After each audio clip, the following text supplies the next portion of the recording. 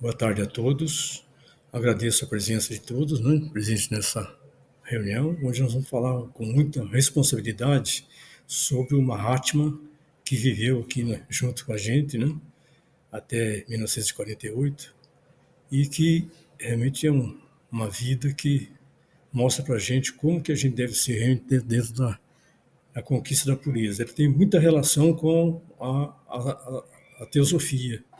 Por isso eu realmente achei assim uma pesquisa maravilhosa, né? Onde realmente ele encaixa realmente como um verdadeiro teósofo. Então vamos conversar sobre o Mahatma Gandhi.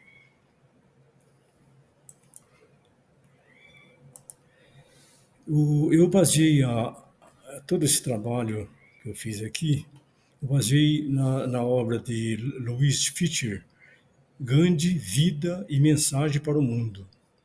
Esse autor aqui, esse livro foi escrito por um homem que teve o privilégio de conviver com o seu biografado. Então é muito importante realmente porque ele acompanhou toda a vida do Mahatma, né? Mahatma Gandhi. E também na autobiografia do Mahatma Gandhi, que é Minha Vida e Minhas Experiências com a Verdade. Também é uma obra maravilhosa, né? Onde ele retrata no dia a dia dele, de todo o trabalho dele, desde a da infância, né? Infância, é uma autobiografia completa mesmo do Mahatma Gandhi. A família do Mahatma, a família hindu, né? É a casta dos comerciantes, os Vayasis, né? O pai dele é o Karamchand e a mãe é a Pulidbar, né? A mãe. E ele nasceu no dia 2 de outubro de 1869. E ele tem umas frases maravilhosas, né? Inclusive você encontra tudo isso na biografia dele. Toda a pureza que vedes em mim vem de minha mãe e não do meu pai. Meu pai não tinha instrução, salvo a decorrência da experiência. O pai, dotado de inquebrantável energia, característica hereditária dos Gandhi, distinguia-se pela honestidade moral e pelo desinteresse quanto ao dinheiro. A influência que os pais de Gandhi exerceram na alma do filho foi profunda e indelével. A vida escolar de Gandhi foi assim muito marcante. As escolas que ele frequentou, veja lá, nas escolas primárias em Porbandar, onde se aprendia a escrever traçando as letras no pó. Olha que interessante. Com o dedo. Gandhi teve a primeira ocasião de contatos fora do círculo familiar. Então, através dessa escola que ele ingressou, né, é que ele teve o primeiro contato fora da vida familiar. Na escola, Gandhi achou difícil aprender a conta de multiplicar. Até uma frase que ele colocou na sua autobiografia: meu intelecto deve ser preguiçoso e minha memória não desenvolvida. Ele era um estudante medíocre, mas muito pontual.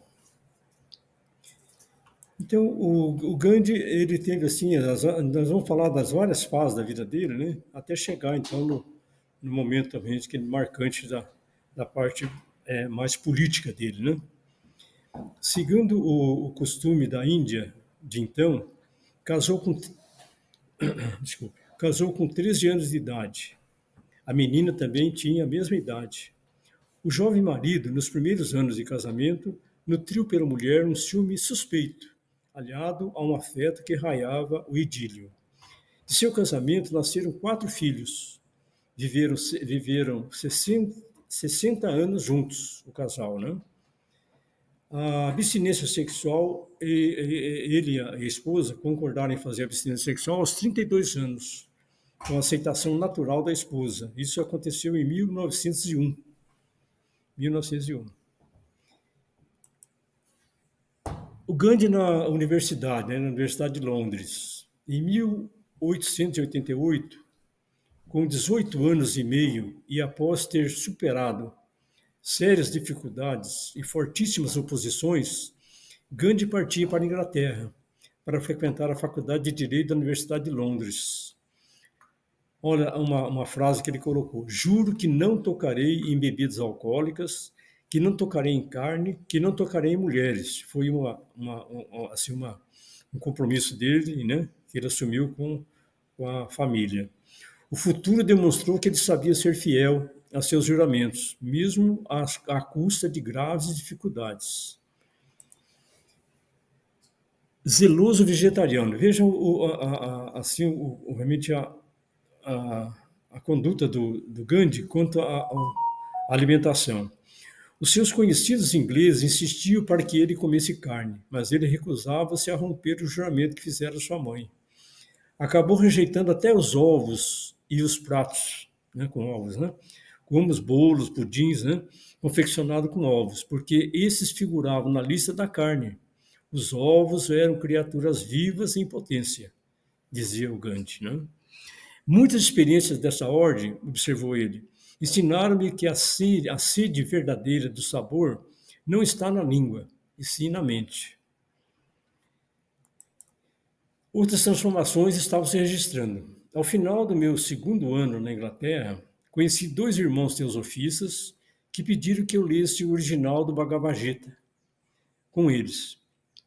A leitura do livro causou-me tamanho impacto que hoje considero o Bhagavad Gita como a obra que mais abrange o conhecimento da verdade. Um verso que marcou realmente a Gandhi, né, com toda a sua trajetória, foi esse verso aqui, olha, do Bhagavad Gita. Do apego aos sentidos nasce a atração. Da atração brota o desejo. O desejo gera uma paixão avassaladora, e a paixão conduz à imprudência. Nesse momento, a memória, totalmente traída, abandona o seu próprio mais nobre, seu propósito mais nobre, para então corroer a mente. E assim, o propósito, a mente e a pessoa se deterioram. Então, uma frase marcante, né, do Bhagavad Gita que ele realmente usou por toda a sua vida. O livro do Bhagavad Gita, então, né, era a sua referência, era o livro de referência espiritual de Gandhi. Quando as dúvidas me acossam, quando as desilusões me fitam em pleno rosto, e quando não veja sequer um raio de esperança no horizonte, volto-me para o Bhagavad Gita e acho um versículo para me confortar. E eu começo imediatamente a sorrir em meio a um aborrecimento acabrunhador. Transformações estavam se registrando. Uma vez esses irmãos me levaram à loja de Blavatsky e apresentaram-me a Madame Blavatsky e a Senhora Besson, que acabaram de se tornar membro da Sociedade Teosófica. A Senhora Besson, né, tinha tornado membro da Sociedade Teosófica nesse momento. Meus amigos sugeriram que também me associasse, mas recusei. Sei muito pouco a respeito da minha própria religião, portanto não desejo fazer parte de nenhuma instituição religiosa. Ele considerava, então, a teosofia na época como uma entidade religiosa.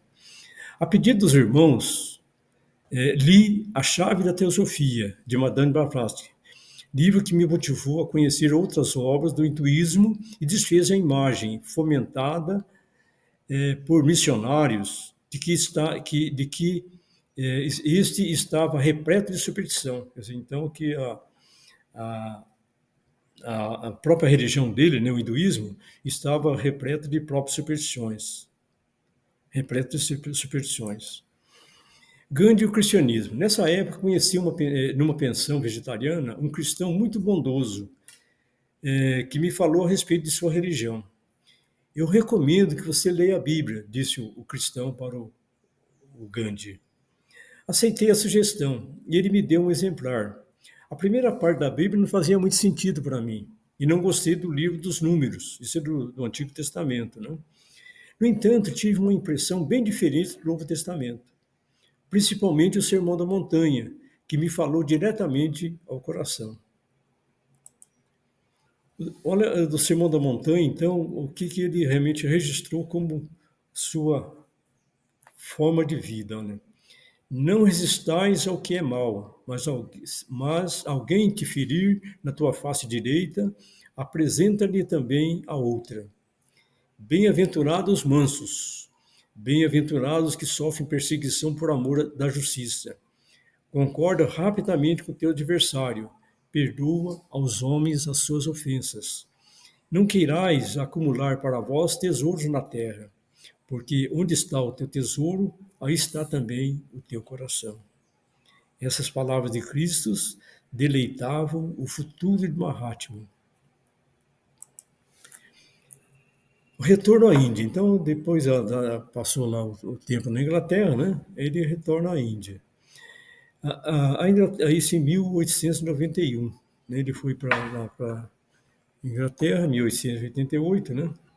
1988, e ele retorna para a Índia em 1891. A Inglaterra não exerceu sobre Gandhi particulares influências. As reações superaram as assimilações e, como advogado, Gandhi fracassou nos 2 anos que passou na Índia. Ele falou então, vou tentar minha felicidade na África do Sul. Logo após sua chegada à África do Sul, Gandhi envolveu-se num incidente que se concluiu em derrota e expulsão. Desta vez, a sua vida tomou direção positiva de acordo com seus princípios. Eu vou fazer uma leitura aqui, muito importante, né, para vocês verem realmente por que a transformação total de Gandhi a partir desse momento. Né? Uma demanda judiciária exigiu a presença de Gandhi em Pretória, capital da Transvaal. Ele tomou o trem para a viagem noturna e entrou num compartimento de primeira classe, com seu bilhete de primeira classe. Em Maritzburg, na província de Natal, um homem branco entrou no compartimento, olhou para o escuro intruso e retirou-se, para reaparecer um momento depois com 2 funcionários da estrada de ferro que ordenaram a Gandhi que fosse para o carro de bagagem.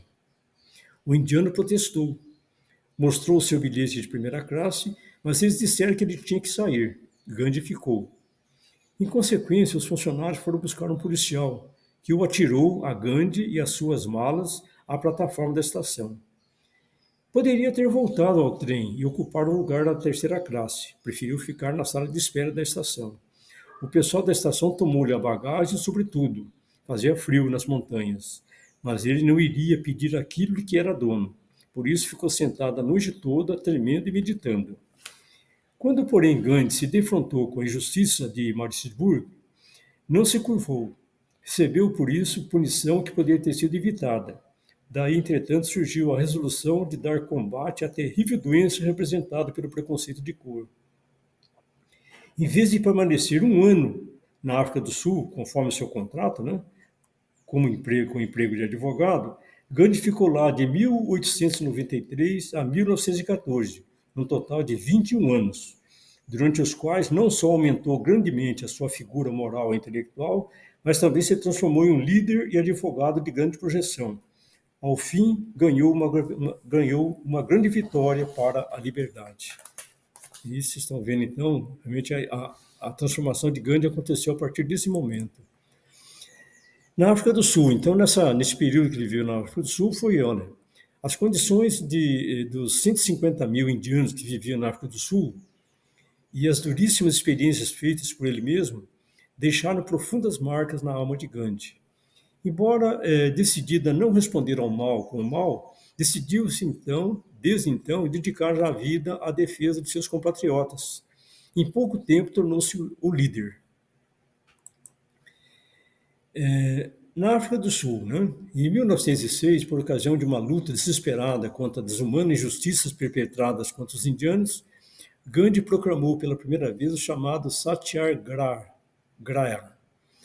um método de batalha que usaria a vida inteira, que significa literalmente, como explica o próprio Gandhi, insistência pela verdade, onde a energia aplicada nunca é física, nunca deixa lugar para a violência, é a força do ahimsa, do amor, da não violência. 21 anos dele na África do Sul. Na presença do mal, tinha que agir. A passividade repugnava-lhe. Não havia sequer uma única fibra passiva no seu caráter, e toda a sua resistência era ativa. Os preconceitos não podem ser removidos por meio de legislação. Eles cedem somente ao trabalho paciente e à educação. Olha, uma frase muito maravilhosa, né? Até para momentos atuais nossos aqui, né? Experiência com a verdade. Eu vivo humildemente buscando a verdade. A verdade é, portanto, o meu único fim. Os meus olhos, porém, a verdade é princípio soberano que abarca inúmeros outros.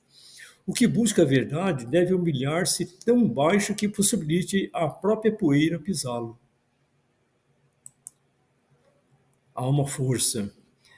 O opositor deve ser apartado do erro pela paciência e pela simpatia. Apartado, não esmagado. Gandhi nunca procurou humilhar nem derrotar os brancos, seja na África do Sul, seja na Índia Britânica. Desejava convertê-los. Acreditava que, se pusesse em prática o Sermão da Montanha, o general John Christian Smoot, né, se recordaria que era cristão. Sempre nós esquecemos que nós somos cristãos. Né? Olha que coisa incrível. Há uma força. O verdadeiro caminho para a felicidade, escreveu Gandhi, num artigo nessa época, está em ir para a prisão e lá suportar sofrimentos e privações no interesse da própria pátria e da própria religião. A alma do encarcerado, ao que ele descobriu, era livre. Há uma força aí, nós estamos comentando. Na raiz de inúmeros males de nossa civilização encontra-se a discrepância entre a palavra, o credo e a ação. Gandhi era dono de saúde mental, porque nele a palavra, o credo e a ação compunham uma coisa só. Só ele era um integrado. Este é o significado de integridade. A verdade vos fará livre e cheio de saúde, concluiu ele, né? Por meio da verdade, Gandhi libertou-se a fim de ir para a prisão. Vitória na África do Sul. Smoot Gandhi, né, que o Smoot era o chamado lá, o representante da Inglaterra na África do Sul. Aí já houve uma negociação. Aí saiu dessa negociação, então veio essa carta magna dos indianos na África do Sul, que deu. Aí eu não vou ler esse texto aqui, porque eu vou só comentar. Então, esses 21 anos lá, então ele chegou. Esse é a conclusão de um, né, de um nessa vitória que aconteceu lá Índia, na África do Sul, Magna Carta dos indianos, foi onde ele conquistou vários assim, regalias para os indianos na África do Sul. Né? Eram 150 mil naquela época. E com isso ele conseguiu fazer com que as esposas pudessem visitá-los na África do Sul. Eles podiam entrar assim, em veículos, né? Para ser transportado, porque naquele tempo não deixava entrar em lugar nenhum, eles tinham permissão para nada, né? Eles podiam comercializar alguma coisa deles também, né? Assim, então, uma conclusão lá de um radialista, de um jornalista da época, foi essa aqui, ó. Esse é um inimigo perigoso e inquietante, porque o seu corpo, que podemos sempre conquistar, quer dizer, podia arrebentar com o corpo dele, nos proporciona um domínio tão insignificante quanto sobre a sua alma. Então a alma dele é muito maior do que o corpo físico dele, né? Olha que coisa incrível. E na Índia ainda, vamos pensar, agora já volta para a Índia. Então, em 1915, né, retorna para a Índia e vai ficar lá até a sua morte em 1948. Os dois, o Tagore e Gandhi, os dois se reverenciavam reciprocamente. Os dois eram sentimentalmente inseparáveis e companheiros de alma até o fim. Mas eram também profundamente diversos um do outro e travavam frequentes batalhas verbais. O título de Mahatma, lhe conferido por Tagore, o título de foi conferido por Tagore, Grande Alma em Veste de Compônio, escreveu o poeta. Então você veja que o título dele, Mahatma, então foi atribuído por Tagore, né? Na época lá que ele já voltou para a Índia. Olha que incrível, agora aqui nós vamos começar já uma parte dele na Índia, né? Orelhas e bocas abertas. Gandhi ainda não havia aparecido a categoria de figura nacional na Índia, né? As centenas de milhões de habitantes da Índia ainda não o conheciam, mas a fama de um novo Mahatma ia difundindo-se. A força, as riquezas, os elefantes, as joias, os exércitos policiais conseguem a obediência da Índia, mas é a devoção que lhe conquista o coração.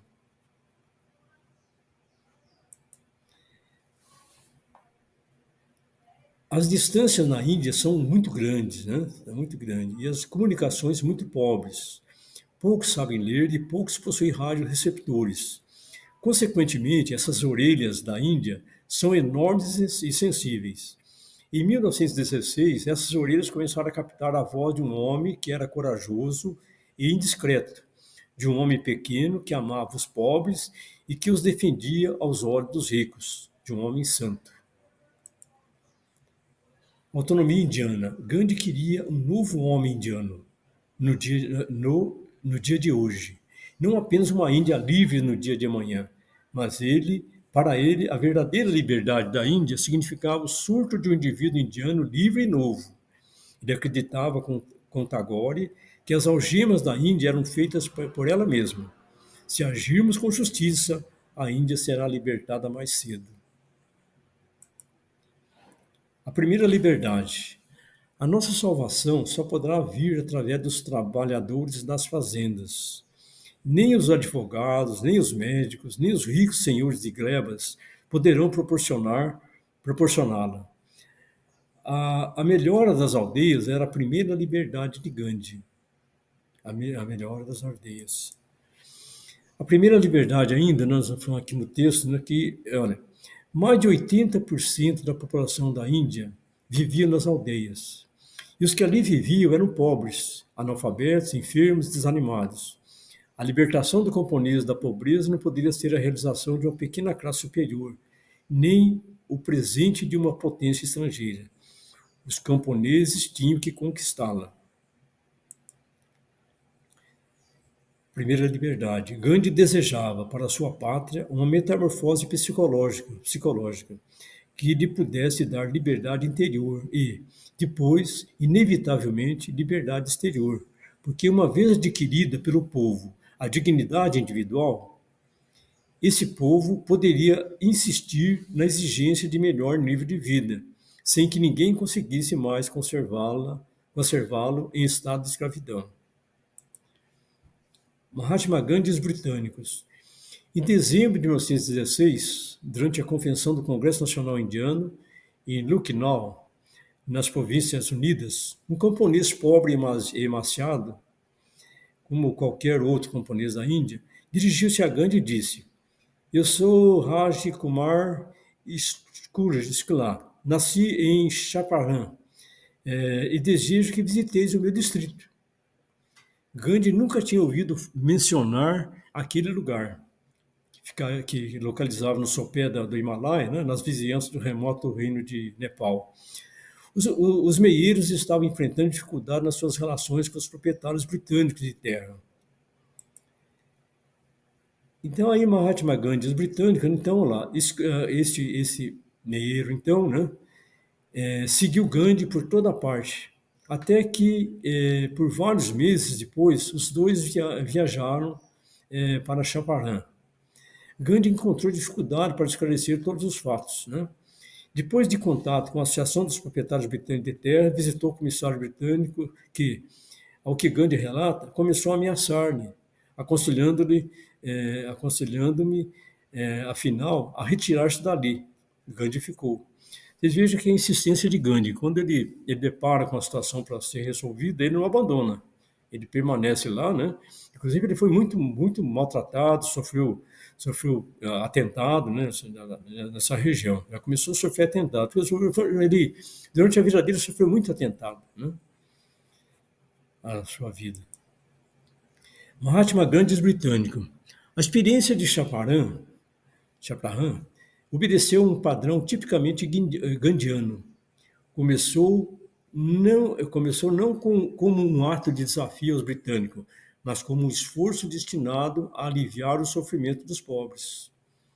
A política de Gandhi surgiu dos problemas práticos de milhões de pessoas desfavorecidas. Gandhi não manipulava mentalmente as ideias, punha-as em prática. Os britânicos eram senhores em casa alheia. A sua simples presença constituía humilhação. Imperialismo é governo de outro povo por outro povo para outro povo, dizia Gandhi, né? Inclusive, é, ele falava, conversava com seus amigos, inclusive com esse jornalista que ficava próximo a ele, todos esses fatos que ele é comentado pelo jornalista. A sujeição alimenta o desejo de libertação. Por isto, o imperialismo cava sua própria sepultura e não pode haver bons colonizadores. Com o começo do século XX, o número de indianos instruídos aumentou. Olha aí, a instrução, a educação, então já começou a melhorar entre os indianos.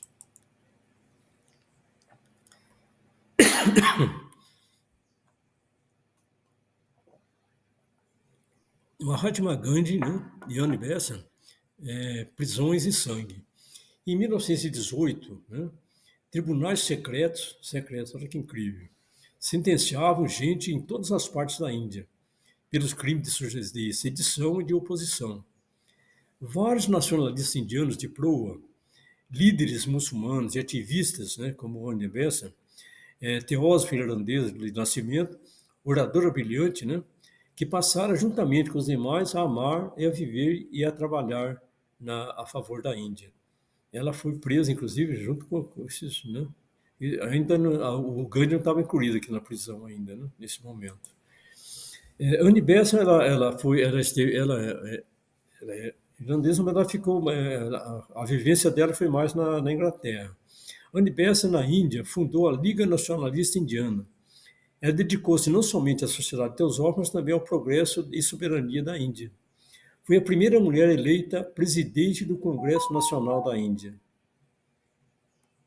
Aí nessa foto aqui a gente pode ver o Gandhi, né, junto com o Annie Besant aqui, olha.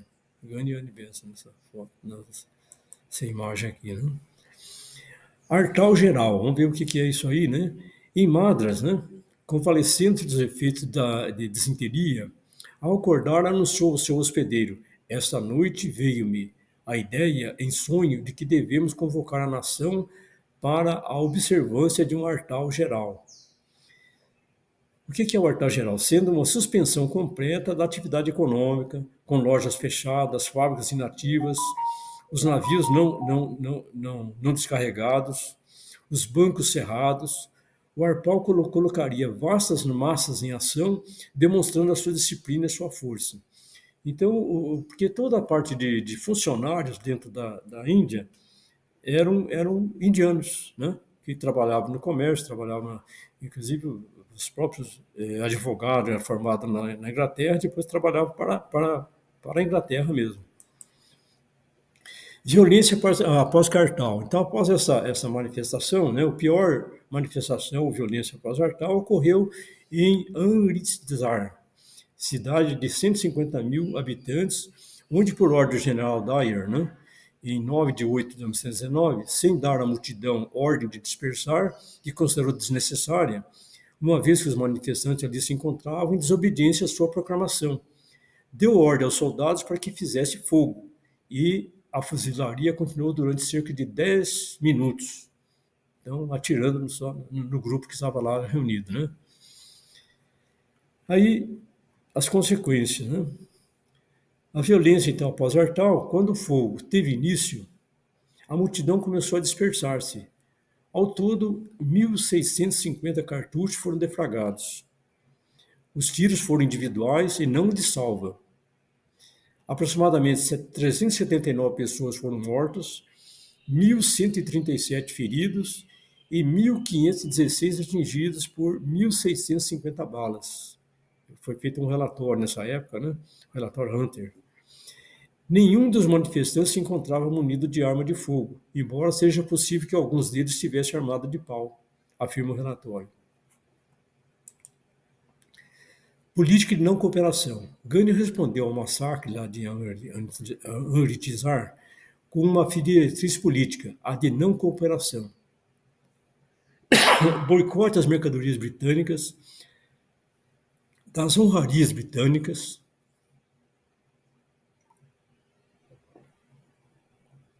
dos tribunais britânicos, das escolas britânicas, do trabalho britânico.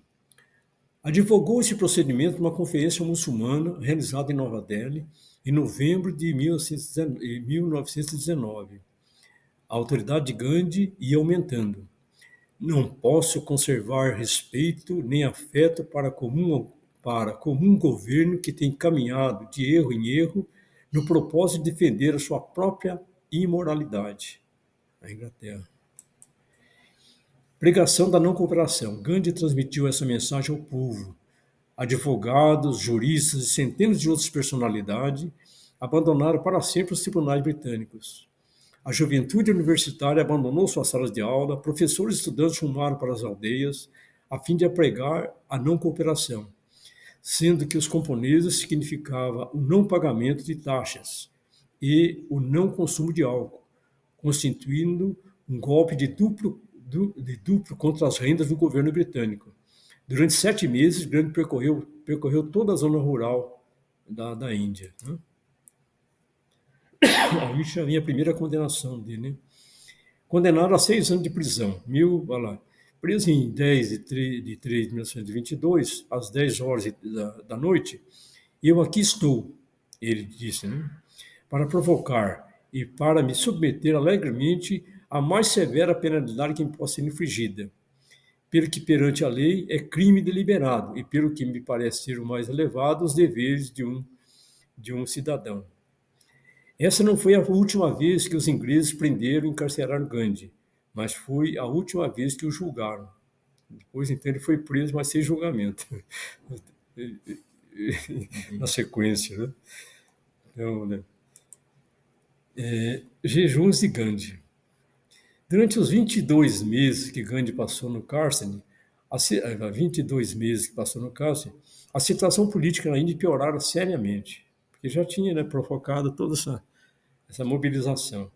No instante que a Índia se purificar, a Índia se torna livre, e não um momento sequer antes disso. A purificação não tinha acepção mística, significava coisa concreta como amizade hindu-muçulmana. Para evocar a bondade, ele jejuava em prol da amizade hindu-muçulmana. Quando as palavras falhavam, ele jejuava. O jejum de Mahatma Gandhi. Então, o jejum era para Gandhi um recurso de chegar ao coração e ao espírito dos homens. Gandhi nunca jejuou para conseguir vantagens da parte do governo britânico. Seus jejuns se dirigiam ao seu próprio povo, porque entre esse povo e ele, uma corda de simpatia existia, presumivelmente na qual o jejum tocava. Jejum de 21 dias. Estou, portanto, anunciou ele, impondo a mim mesmo um jejum de 21 dias a partir de hoje, e a concluir em 6 de outubro de 1924. Reservo-me a liberdade, explicou, de beber água, com ou sem sal. 2 médicos muçulmanos estiveram constantemente a serviço de Gandhi durante o jejum de 21 dias em prol da União Hindu-Muçulmana. E um missionário cristão lhe serviu de enfermeiro. Olha que bom, né? Ele colocou os médicos muçulmanos, né, e um missionário cristão para cuidar dele. Né? Os hindus acabaram vendo que o seu santo havia confiado a própria vida ao muçulmano. Ali estava uma demonstração dramática de fraternidade. Vai lembrar nossa teosofia, né? Muito, muito me dá nossa teosofia.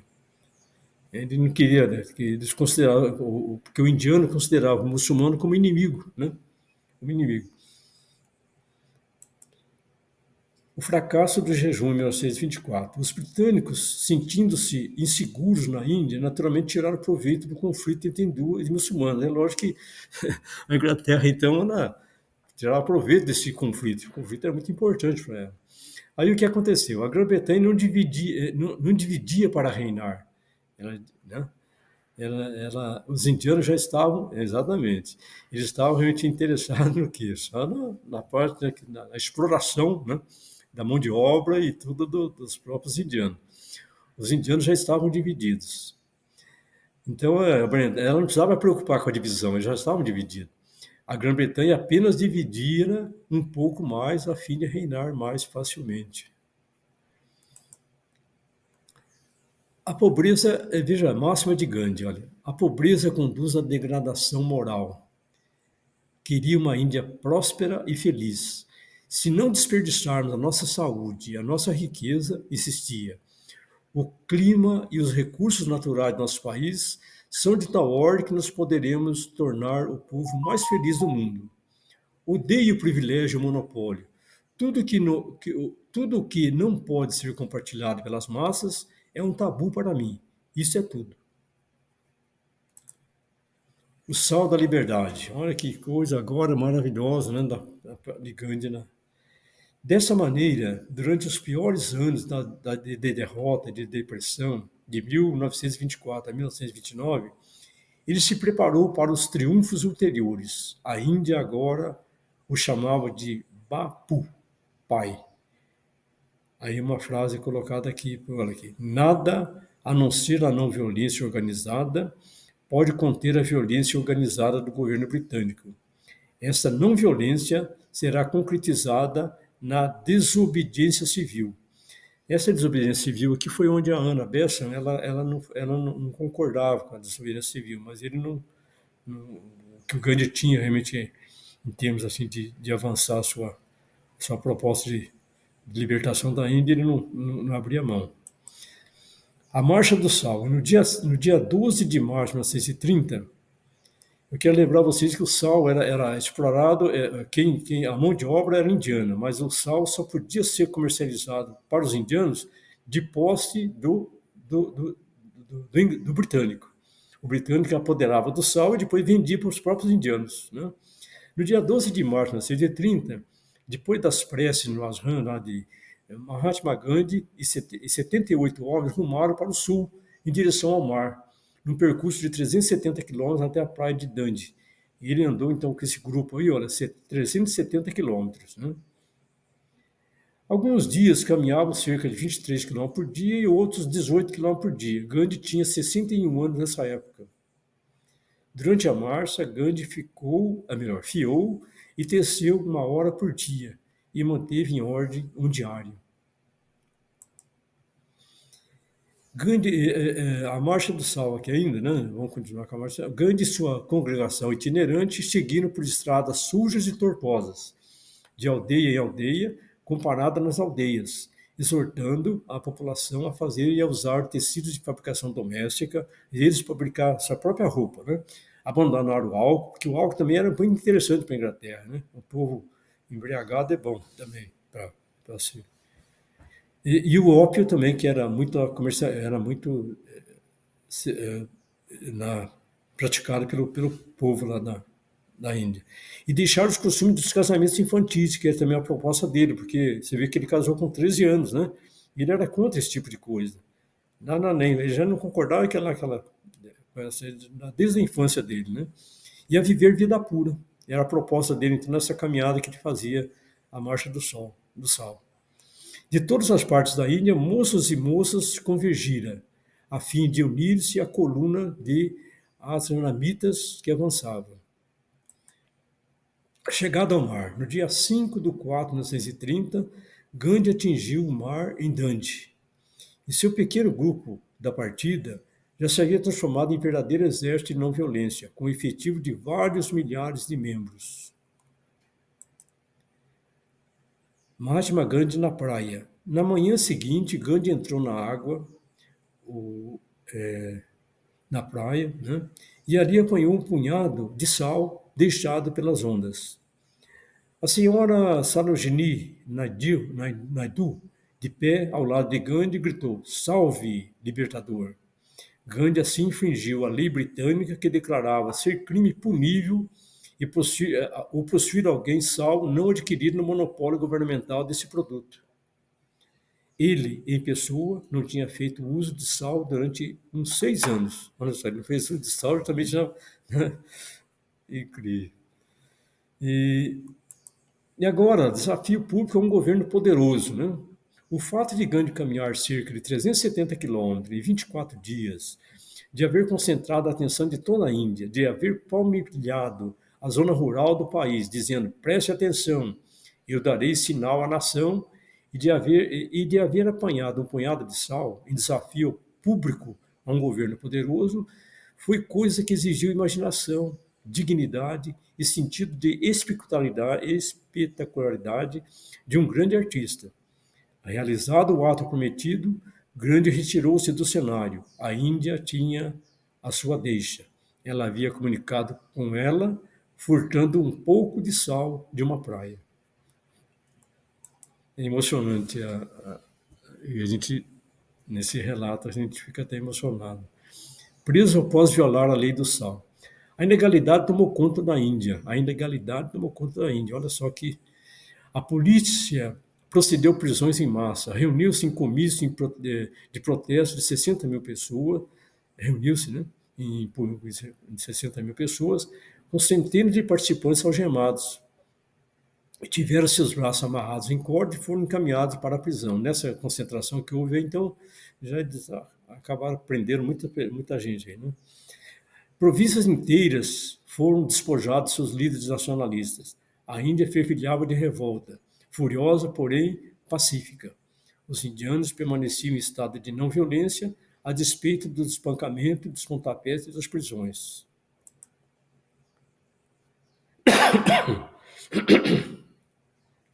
Preso por violar a lei do sal. No dia 4 do 5, menos de um mês após tornar-se um criminoso por violar a lei do sal, Gandhi foi preso à noite, enquanto dormia numa tenda, umas poucas milhas de distância do teatro do crime, onde aconteceu aquela parte lá. Né? Vários dias antes de sua prisão, Gandhi informou o vice-rei de que ele, com alguns companheiros, faria uma incursão contra as salinas de Darzana, 230 quilômetros ao norte de Bombay. A senhora Sarojini, né, Naidu, a poetisa, substituiu como chefe da incursão, que ele estava preso, né, juntamente com o filho do Gandhi, o Manilau. A incursão contra a Salina, então, essa é a outra Salina, né, que ele vai agora com esse grupo, né, que tem essa poetisa, né, e aqui é o filho do Gandhi. Foi um massacre total nesse local. Né? Os oficiais ordenaram que se retirasse, mas as colunas continuaram a marchar para a frente. Uma voz de comando, dezenas de policiais nativos correram contra os peregrinos que avançavam e vibraram golpes contra a cabeça deles sem nenhuma reação dos peregrinos. Os atingidos caíram no chão, inconscientes ou contorcendo-se com o crânio fraturado ou com os ombros quebrados. As incursões e o espancamento continuavam por vários dias. Sarojini Naidu e Manilau Gandhi foram presos nessa época, nesse momento também, né? Mas não foram espancados, não foram presos, eram líderes, né? Então foram presos. A Índia agora estava livre, legalmente, tecnicamente, nada havia modificado. Quer dizer, continuava o massacre. Quando os indianos se deixavam espancar pelos bastões e pelas coronhas das carabinas e não recuaram, mostraram que a Inglaterra era impotente e que a Índia era invencível. O resto era apenas questão de tempo. Tem isso aqui, olha. Essa frase aqui é 17 de 5 de 1930. Né? A Índia foi libertada em 1947. O encontro pessoal, aí já começou aí as negociações aí para a libertação. O encontro pessoal com o vice-rei Lord Irwin. Em 17 de fevereiro de 1931, ocorreu o primeiro encontro entre o vice-rei e um líder indiano, sobre a zanga e o desprezo de Winston Churchill. O Churchill não concordava de forma alguma com a libertação da Índia, né? Então ele achava o Gandhi um nada. O encontro foi mais do que dramático, foi histórico e decisivo. Depois de muitos encontros e muita contenda, Irwin e Gandhi assinaram o Pacto de Delhi, no dia 5 de 3 de 1931. A desobediência civil seria suspensa, os encarcerados postos em liberdade e o preparo de sal e permitindo, seria permitido, né, nas costas marítimas, e pelos próprios indianos. O pacto foi um passo, um meio e não um fim.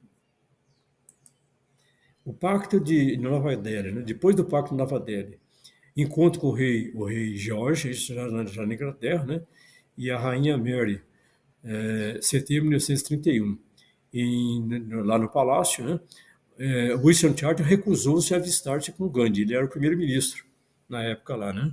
E ele recusou a fazer contato com Gandhi. Ele considerava o Gandhi um faquir, né? O regresso à Índia, em 28 de 12 de 31, de mãos vazias, disse Gandhi à multidão gigantesca que o recebeu em Mumbai. Um novo governo assumiu o poder na Inglaterra, exatamente uma semana mais tarde, ele estava na cadeia juntamente com outros líderes. É como o Winston Churchill ele acabou assumindo nessa época como primeiro-ministro. E ele, a primeira ação dele foi mandar prender o Gandhi. O jejum até a morte. Aí o que aconteceu? Um hindu ortodoxo não deve tocar o intocável, nem sequer, nem qualquer coisa que seja tocada por um intocável. O intocável era aquele considerado fora de casta, né? Seria o nosso morador de rua aqui na nossa sociedade, né? Gandhi não jejuava contra a Inglaterra, porque quando o morador de rua chega perto da janela do seu carro, o que você faz? Imediatamente você fecha a janela, né? Então, esse fora de casta aqui era realmente o intocável lá na Índia na época, né? Gandhi não jejuava contra a Inglaterra agora, olha só. Jejuava para remover as incapacidades dos intocáveis e formar uma unidade política com os hindus. Você veja, ele teve que fazer uma unidade política com os muçulmanos, depois agora tem que fazer uma unidade política com aquele que era totalmente, né, fora da casta, fora das castas. Naquela época tinha 1.200 castas dentro da Índia. 1.200 castas e esses aí eram fora das 1.200. E olha que incrível, né? Às 11h30 da manhã, de 20 de nove de 1932, Gandhi tomou a última refeição, um copo de água quente, com mel e suco de limão, começou o seu jejum. Gandhi estava jejuando para salvar a alma da Índia, que a Índia tem que respeitar um outro, né? Respeitar um outro, que seria importante para conquistar uma liberdade com o povo dividido, né? Como que ia ficar? O jejum épico, né? Que ele chamou isso aí na época. No sexto dia de jejum, o último dia da vida de Gandhi, no sexto dia já estava bastante assim, debilitado, né? Estava muito debilitado. A notícia do jejum até a morte perpassou por toda a Índia. Os que sabiam ler contaram os que não sabiam. Mahatma estava jejuando, Mahatma está jejuando. Então, passando essa mensagem foi passada para todo mundo, né? Por que está Mahatma jejuando? Porque nós, os hindus, fechamos nossos templos aos intocáveis e os tratamos mal. As cidades e aldeias fervilhavam de excitação. Temos que nos apressar, porque ele estava quase morrendo, então tinha que nos apressar. Aí, o que acontece? O pacto, né, de Iyagraveda. Ninguém será considerado intocável em consequência de seu nascimento, estatuía o pacto, né, estatuto do pacto. O jejum épico melhorou permanentemente as condições dos intocáveis, rompeu uma corrente que se estendia para trás na antiguidade e que escravizara dezenas de milhões de pessoas. Alguns elos da corrente ainda permanecem até hoje, né? Libertação da liberdade, libertado da prisão. Em 1983, os próprios índios, aí foi uma determinação então, de liberdade da prisão. Percorreu mais de 20 mil quilômetros em visita a milhares de povoações, depois que ele saiu da prisão. Funda a Associação Pan-Indiana das Indústrias de Aldeia. Viaja e organiza reuniões pela Índia fora. Toda a Índia organiza reuniões.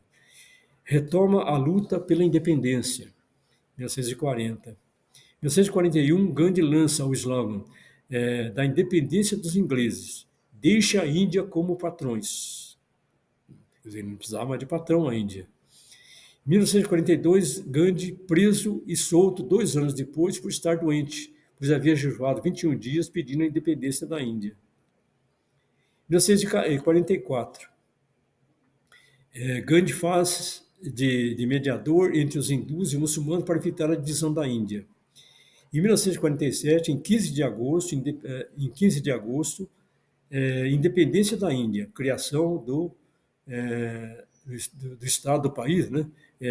Paquistão, criação do Paquistão. A morte de Gandhi antes da prece.